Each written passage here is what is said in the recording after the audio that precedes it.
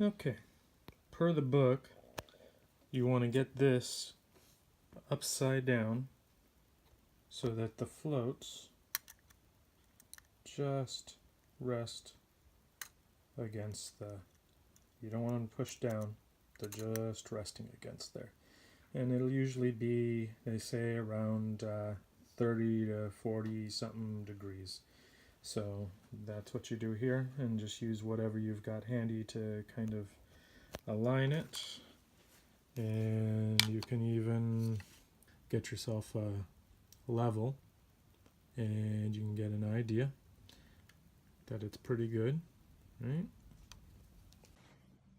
Okay, still level. Now, I've already done these two over here, but essentially what you're doing, so you get yourself a gauge. This one will work for you. They're about, I don't know, 18 bucks. There's better ones, drafting tools, rulers that can go down in there. This one, it's got two sides here, so you can kind of brace and get a good 90 degrees, but it's a little bit tight for space in here. Essentially, what you're trying to do is see how far the float is from this little leg here. And you want it to be around 17.5 millimeters, give or take, from where the gasket would seat, without the gasket in here, from there to the bottom. Remember, we're upside down, so what you're looking at there is the bottom of the float. And you want to measure from there to the pretty much where that little seam is when this float was put together. So here we're a little bit low, and we're going to take out the pin, set that aside, and then we're going to bend the tang, not the whole thing, just the tang. That's the part that rests against the float needle. And so in this case, what we want to do is we want to push this tang that way, and that's because then it'll press against there sooner.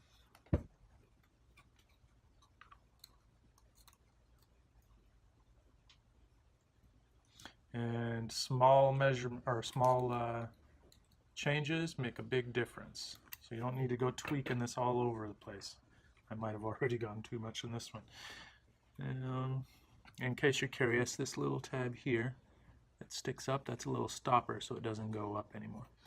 And here you can see, get this back in. There you go, see, stopper. And so it's just resting without pushing it down. And we measure again. And now, hey, I got pretty much right on. All right. So again, people will debate where you're measuring to, but you can see it presses down. That's because I'm measuring to basically the seam, not the full bottom, but to the seam here. And just to make sure and get an idea by getting it here. Yep. And of course you're measuring against this back end of this thing, not the front here.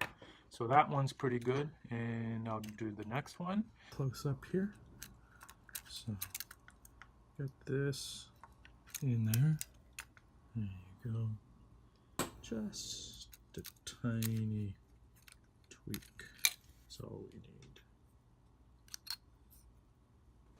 And again, we're just moving the tang out just a little bit. Don't need much. Pin back in there. Float back in there.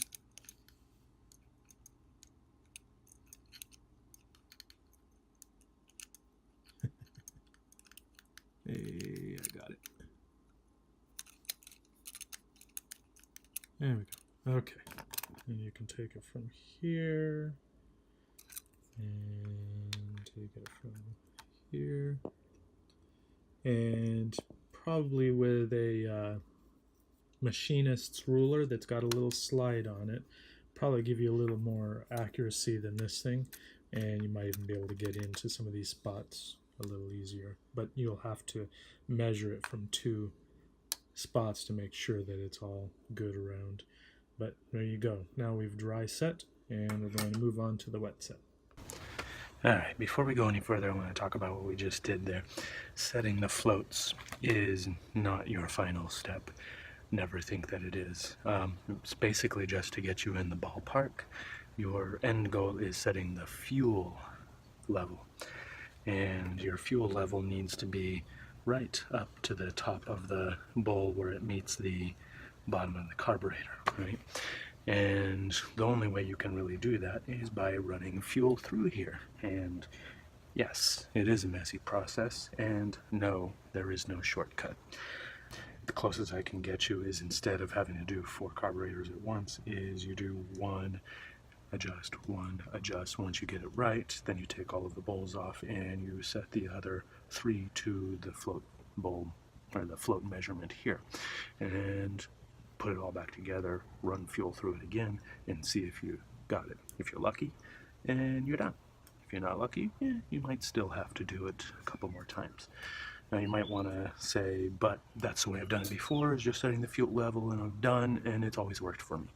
Yeah, well, you got lucky. Because as one example of why you can't just trust that is the needles, the height, they can be different. So that little needle that the float presses down with its tab, if it's a different height, suddenly it doesn't work with what the book said. And if you notice, the service manuals stop putting it in there for exactly that reason. From the 80s forward, you'll find that they focus on the fuel level, not the float level. And that's to avoid all those variances that you just simply can't account for in a service manual. So probably what you're more interested in is, what the hell is this contraption I'm looking at here? Probably hard to see with the sunlight, right? It's just a bracket to hold this, because your carburetor needs to be level. Level this way and level this way, right? So get yourself a level, right? And here's a nice one with a little magnet on here, so I can set it here and get it level this way. And I've got myself a little CD in here to kind of prop this up a little bit. And then going this way, and it's probably gone down. You can see I've done a little bit of hackery to try and make this work, but the idea is you want to get that bubble good and level, and I'll adjust this in a little bit, but you want the level both ways. And you take your hose, right, and you put it on one of these. You don't need to do all, just do one. And here's your drain valve, and here's the nipple that this goes onto, and tape it on here. Or if you're multi-talented, I guess you can just hold it and tape it down low so you can see. So when fuel comes into the bowl and fills up to here, now what you're trying to do is get within 3 millimeters of this edge here. And at that point, if you got it, you're good. If you don't, you're going to have to pull this off. Fuel goes everywhere, and you drain this into a little container here to try and save yourself from, killing the planet. Adjust the tab on the float, put it all back together, pour more fuel in, and until you get it right. And when you're doing this, you're going to see the fuel has, it's a surface tension, right? So it's the lowest part of the fuel when you're looking at it in here. And however you want to do it, some people do it with a lawnmower gas container. I got myself one of these off of the internet. Yeah, $20 or something like that, and you're good to go and get yourself some fuel line. So that is what we're about to do, and I guess you can kick back and watch. So everything's closed, so you open it up, this is on here, and double check level there, and pretty much level there. And let's open this up.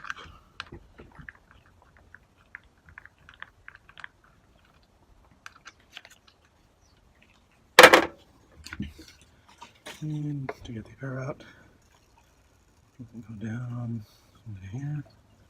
There we go, no more bubbles. Lift up.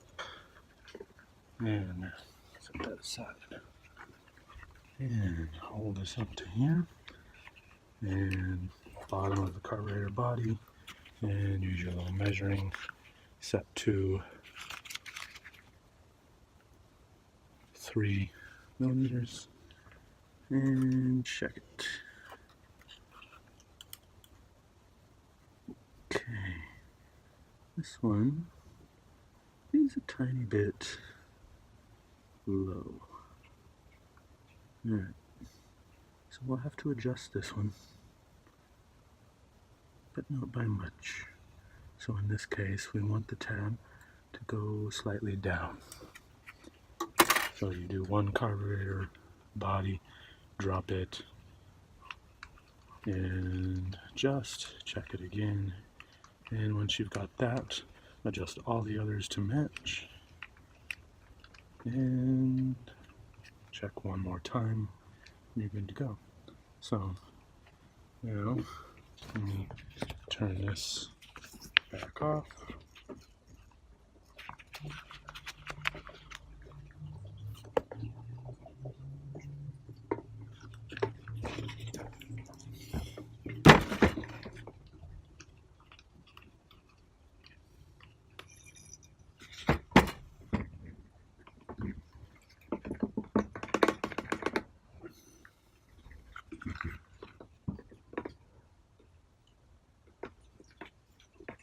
Okay, once it's drained, set that down, tighten this one up. Of course, before you take it off the rack and flip it over and take things off, you want to drain the others. So, same thing. Send your container and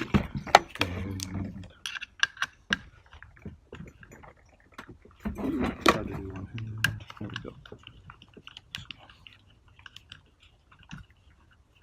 Open that up.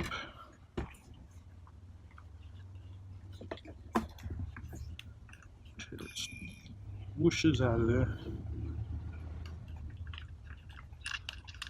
Tighten that down and on to the next.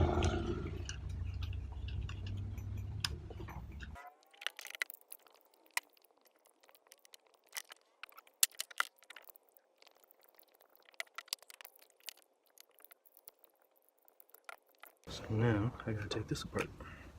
Our fun stuff. Which is okay because that gives you a chance to see what I did here. So I have a dowel and a sock taped on. It happens to fit right into here, right? And then pushes into here, and this clamp tightens down and it holds it all in place. It's not a perfect thing, but it's a hell of a lot cheaper than buying one for $100.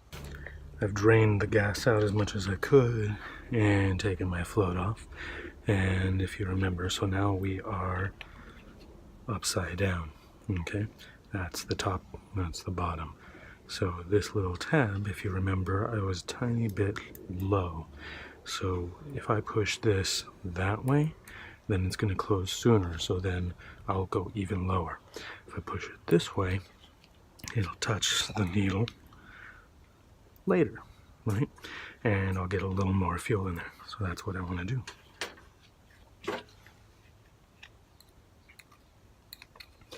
And make sure that you're bending this straight. You don't want to do it much. And you want to do it straight so you don't end up with one float higher than the other. So there we go. Let's see what that gives us. Put that back in, make sure your needle is in there and didn't fall out, because then it'll come spewing out instead of stopping. Ask me how I know.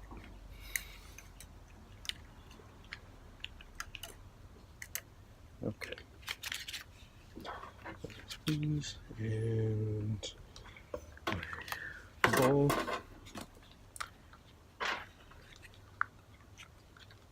Oh. And the gasket.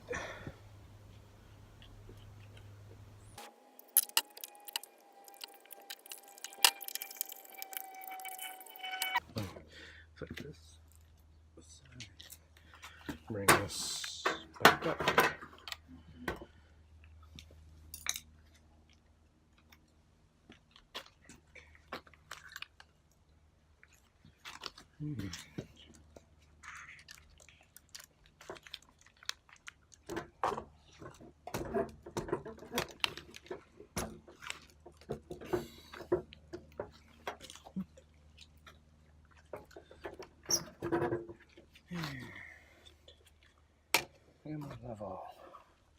Well, you get the general idea about the wet setting process now. Hey, here's a bonus tip. Whenever you've got your fuel levels good, the next step is getting it back on the bike, and that can be a pain in the ass without the right resources. Maybe those intake manifolds are fossilized. Get yourself a little ratchet strap and some silicone grease. Lube up the intake manifold openings, and here you go. Okay, one side's in.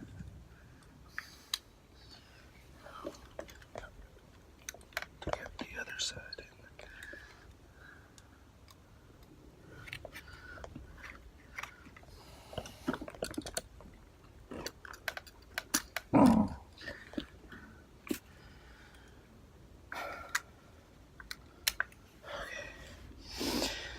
So when you have no friends around, and you don't have a wall to push against, and you're having a hard time getting it past there, ratchet strap to the rescue.